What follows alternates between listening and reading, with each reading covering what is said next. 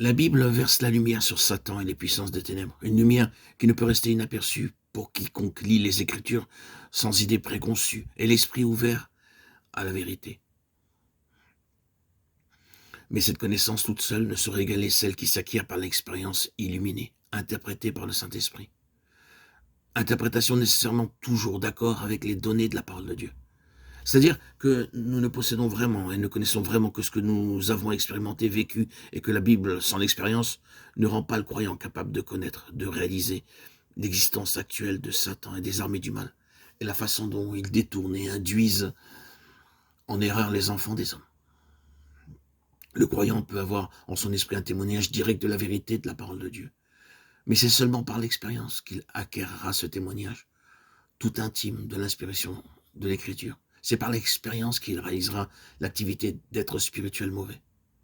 S'il ne connaît pas l'ennemi, l'enfant de Dieu peut fort bien croire qu'il combat pour la vérité, quand il combat contre la vérité, et travailler pour les esprits mauvais, en secondant leurs actions, quand il croit seconder l'activité divine et la servir. Car s'il croit que telle œuvre est voulue de Dieu, il la soutiendra de toute son influence et de tout son pouvoir. Par une ignorance, un homme peut donc s'élever contre Dieu, s'opposer à lui, attaquer la vérité et soutenir le diable, d'où la nécessité de la connaissance. Si tout ce que la Bible renferme sur le sujet des êtres surnaturels mauvais pouvait être traité dans ce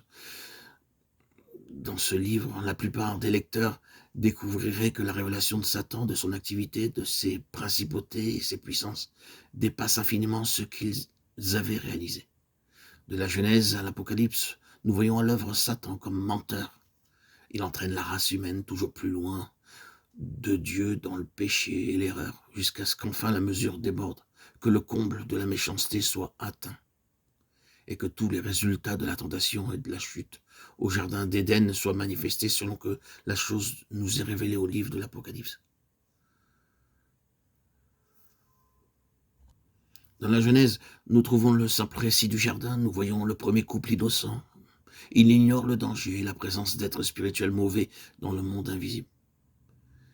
Et voici le procès-verbal du premier acte de Satan sur notre terre, acte de tromperie et de mensonge, mais déguisé de façon très subtile. Nous voyons l'ennemi spéculer, faire appel aux désirs les plus élevés, les plus purs d'une créature innocente, et revêtir le but de ruine qu'il poursuit d'un bien apparent, rapprocher la créature du Créateur. Nous le voyons s'armer du désir qui pousse Ève vers Dieu pour l'éloigner de Dieu et faire d'elle sa captive. Nous le voyons enfin se servir du bien pour amener le mal et suggérer le mal comme moyen d'obtenir un bien supposé.